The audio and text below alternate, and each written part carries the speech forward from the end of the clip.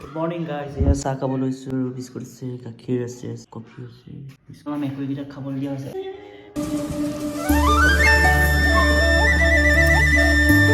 মেকুৰীটা খাই আছে পুৰা খা খা।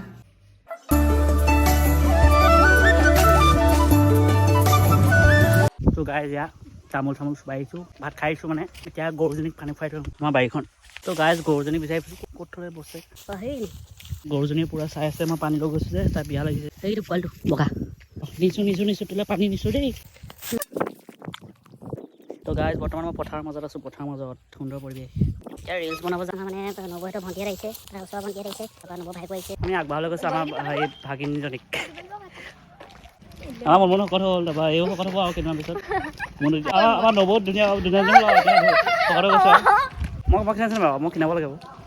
নবৌৱে ভাগিনীও থ'বলৈ গৈছে। মোৰ নদী হেভি মানুহ।